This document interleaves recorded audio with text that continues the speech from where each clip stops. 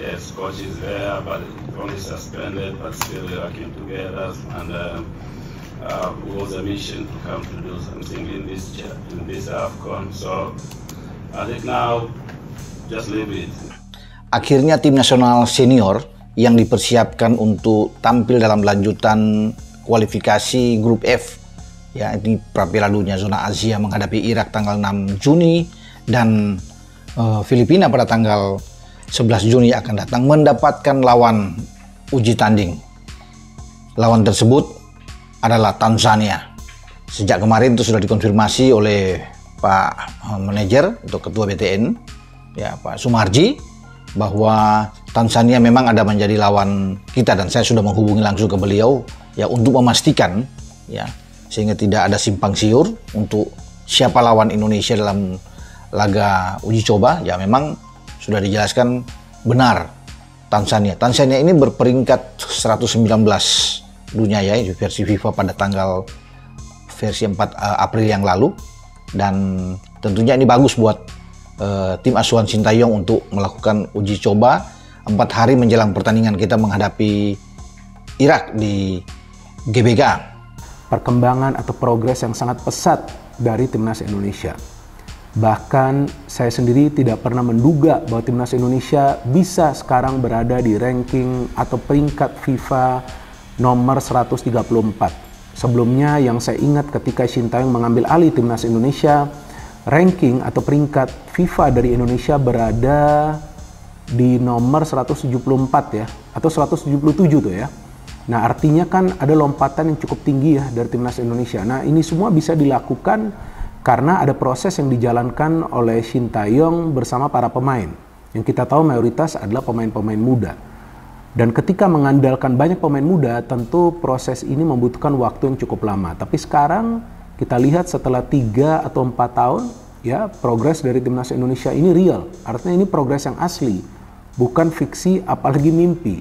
Ini adalah sebuah kenyataan teman-teman bahwa timnas kita progresnya luar biasa dan sangat pesat, yang juga membingungkan negara-negara tetangga kita.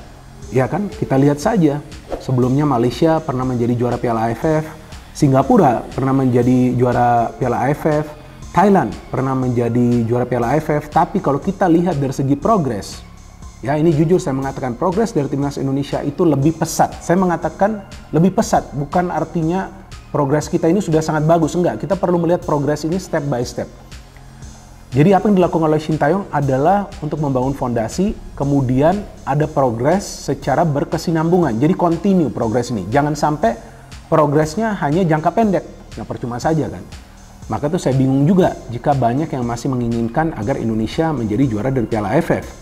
Ya saya juga ingin Indonesia menjadi juara dari Piala AFF, tapi jangan sampai itu merupakan prioritas. Enggak, prioritasnya adalah kita harus punya timnas yang kuat, yang bisa bertahan cukup lama, yang bisa bukan saja tembus ke level Asia, tapi juga bisa bersaing di level Asia. Nah itulah yang sekarang sedang dilakukan oleh Sintayong. Catatannya sebetulnya hanya tinggal menang lawan Filipina. Kita kalau mau apa pahit-pahitan deh ukurannya, ngitungnya gitu loh. Harus menang lawan Filipina. Tapi dengan apa yang sudah dijalani oleh timnas Indonesia, dukungan PSSI, dukungan pemerintah lewat naturalisasi, maka lawan Irak besok itu haram hukumnya kalau timnas Indonesia kalah lagi. Jadi 6 Juni di GBK lawan Irak itu haram hukumnya kalau Indonesia sampai kalah lagi. Pertemuan pertama di Basra, November 2023, Indonesia kalah 1-5 di Basra. Maka haram hukumnya di GBK Indonesia kalah lagi. Artinya target minimalnya apa? Draw. Kalau target minimalnya draw, tidak boleh kalah atau harus menang, maka komposisinya logikanya akan menjadi 8-3 atau 7-4. Mereka ini kan manusia, dan mereka juga bayangkan mereka itu 1,5 bulan, 1 bulan lebih, mohon maaf, meninggalkan keluarga, lebaran enggak, ya untuk training dan mengibarkan merah putih, kira-kira gitu kan. Dan pasti ada kelelahan secara fisik dan mental. Ya kita sebagai pemimpin ya mesti hadir ke sana sebagai bapak yang bisa menjaga mereka pada saat-saat mereka jatuh. Bukan hanya saat-saat senang juga, saat-saat jatuh kita harus di sana. Dan inilah yang saya yakinkan mereka ketika game pertama dengan Qatar kalah. Waktu itu saya bilang oke, game ini ada, tapi ada 2 game lagi yang bisa menentukan. Dan terbukti mereka juga bisa berhasil. Lalu nah itu, maaf saya potong Pak, itu bounce back-nya gimana Pak? Ini kan ya mereka sendiri yang mau kan, karena emang kita kan sebagai PSSI menyiapkan program di mana apa? Selain fisik, mental yang kita harus lakukan. Mental kan salah satunya ketika habis juara SEA Games mereka kita tandingkan dengan waktu itu Argentina yang mungkin buat mereka yang generasi muda ini Argentina juara dunia kita lawan, iya nggak? Tapi kalah 2-0 gitu walaupun nggak ada Messi gitu kan. Tapi banyak pelajaran dari situ. Tapi kan itu mental yang saya bisa main ternyata ya kan gitu loh. Nah, hal-hal ini yang kita dorong selain tentu fisik ya. Dan kita terbukti ketika selesai bermain dengan Korea ya anak-anak itu habis total. Ya fisik, mental habis, makanya ketika lawan Uzbekistan cukup tertekan, tidak permainan terbaik, apalagi ada gol yang dianulir. Ya itu sesuatu yang mungkin juga membuat mereka down gitu. Jadi keputusan wasit juga membuat down para pemain. Ya saya kecewa, tapi gini, kalau kita selalu komplain mengenai wasit, kapan kita jadi pemain bagus? Itu yang saya bilang ke mereka. Ya main aja. Sebelum lebih lanjut, jangan lupa klik tombol jempolnya, karena jempol kalian adalah bukti kalian cinta Timnas Indonesia.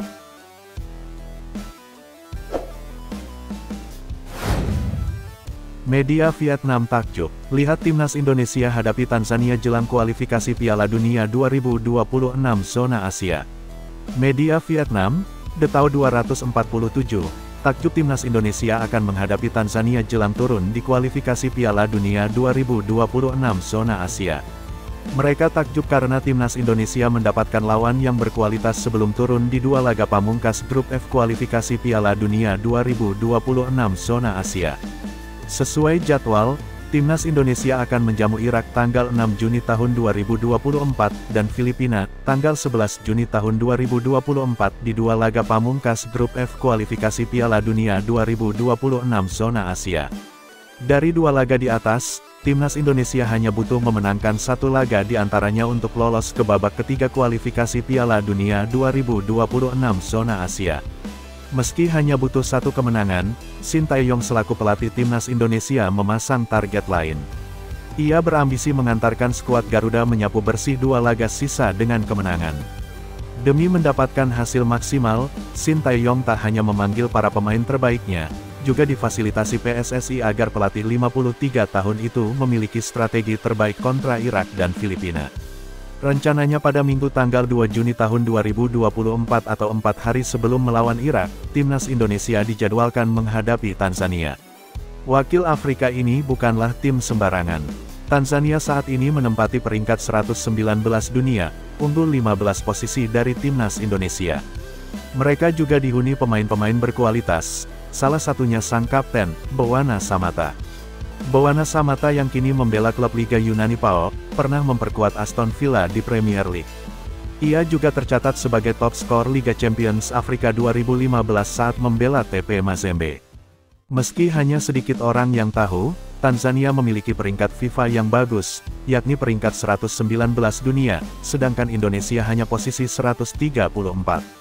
Ini merupakan laga persahabatan yang berkualitas dan dapat membantu Shin Tae-yong melanjutkan tren positif bersama Timnas Indonesia, tulis Detau 247. Selanjutnya, Ketua Umum PSSI, Erick Thohir, memastikan bahwa kebijakan naturalisasi pemain keturunan untuk Timnas Indonesia akan menjadi program jangka panjang. Namun, pembangunan sepak bola lokal juga akan tetap diperhatikan. Hal itu disampaikan Erick Thohir saat menjawab pertanyaan yang disampaikan oleh pembawa acara Rossi di Kompas TV, Rosiana Silalahi. Rossi bertanya soal kemungkinan program naturalisasi Timnas Indonesia ini akan jadi kebijakan jangka panjang. Erick mengatakan, PSSI tidak bisa menghalangi para pemain-pemain diaspora yang memiliki darah keturunan Indonesia apabila mereka punya cita-cita untuk bisa memperkuat tanah kelahiran leluhurnya. Program naturalisasi jangan dilakukan seiring. Namun, sepak bola di level grassroots-nya juga harus dibangun. Liganya juga harus menghasilkan pemain berkualitas, kata Erick Thohir dinukil dari Kompas TV, Kamis tanggal 16 Mei tahun 2024. Menurut Erick Thohir, yang harus dicatat dari program naturalisasi pemain keturunan yang digarap PSSI ialah landasannya yang tidak bersifat transaksional. Sebab, para pemainnya memang punya keinginan untuk memperkuat skuad Garuda. Lelaki yang juga menjabat sebagai Menteri Badan Usaha Milik Negara (BUMN) itu juga tak bisa memastikan berapa banyak lagi pemain keturunan yang akan datang. Sebab, semuanya bergantung pada talent pool atau kumpulan bakat yang tersedia. Namun, it's not about money. Kalau semuanya soal uang, saya enggak. Karena buat saya merah putih penting. Setelah itu ada bonus dan macam-macam yaitu reward untuk pemain, ujar Erick Thohir. Saya tidak bisa jawab soal berapa banyak lagi pemain naturalisasi yang akan diproses oleh PSSI. Karena ini tergantung dengan talent pool yang ada, tambahnya. Meskipun demikian, mantan pemilik klub Serie A, Inter Milan, itu juga memastikan bahwa federasi tidak akan melupakan pembangunan sepak bola lokal meski program naturalisasi akan terus berlanjut. Sebab, menurut Erick, upaya membangun sepak bola juga harus tetap memperhatikan level akar rumput. Dia juga menyadari soal pentingnya kompetisi yang berkualitas untuk melahirkan pemain-pemain terbaik. Realita di dunia sekarang seperti itu. Ada pemain Inggris tiba-tiba main untuk timnas Jerman. Memang seperti itu. Namun, kita juga harus punya program yang baik. Ada grassroots, ada liga, ada tim nasional, katanya. Menurut Erick, upaya menggenjot program naturalisasi memang menjadi tugas PSSI untuk meningkatkan kualitas tim nasional. Sementara itu, sektor-sektor lain seperti akar rumput dan kompetisi akan dibangun bersama-sama. Kalau kita lihat di seluruh dunia, yang namanya federasi fokus ke tim nasional. Liga itu dikelola secara profesional. Ada campur tangan dari stakeholder lain, termasuk private sector, ujar Erick Thohir. Grassroots itu masyarakat. Tinggal bagaimana kita sebagai federasi menyinkronkan semua keinginan stakeholder jadi satu kalender besar. Tidak mungkin PSSI sendirian membangun sepak bola. Harus bersama-sama, tambahnya. Selanjutnya, rumput GBK jadi sorotan PSSI. Berharap kondisi rumput tidak rusak usai konser NCT. Sekjen PSSI Yunus Nusi berharap kondisi rumput SUGBK tetap stabil menjelang laga kualifikasi Piala Dunia antara Timnas Indonesia kontra Irak dan Filipina pada 6 dan tanggal 11 Juni mendatang. Pasalnya, sebelum memulai laga penentuan melawan Irak dan Filipina, lapangan GBK akan digunakan untuk pertunjukan boyband Korea NCT Dream pada Sabtu, 18/5 besok. Mudah-mudahan setelah konser NCT Dream segera dibenahi dan dimaksimalkan pemeliharaannya, ujar Yunus Nusi saat meninjau langsung kondisi rumput GBK dikutip Troponews, Jumat tanggal 17 Mei tahun 2024. PSSI pun mengaku siap menyoroti kondisi rumput GBK usai konser untuk melihat kualitas rumput sebelum pertandingan krusial itu digelar. Nanti 6 hari setelah konser, saya akan kembali untuk melihat rumput di GBK, ujar Yunus Nusi saat meninjau langsung kondisi rumput GBK dikutip Troponews, Jumat tanggal 17 Mei tahun 2024. Sebelumnya, Ketua Umum PSSI Erick Thohir mengaku sudah berkomunikasi dengan Pusat Pengelolaan Komplek Gelora Bung Karno (PPK GBK) untuk memastikan kualitas rumput yang baik untuk laga yang akan digelar pada tanggal 5 dan tanggal 11 Juni mendatang itu. Sudah komunikasi dengan pengelola GBK. Saya tekankan kepada GBK untuk rumputnya harus sesuai standar internasional karena ini pertandingan kualifikasi Piala Dunia, ucap Erick beberapa hari yang lalu, dilansir dari laman resmi PSSI, Rabu, 15/5.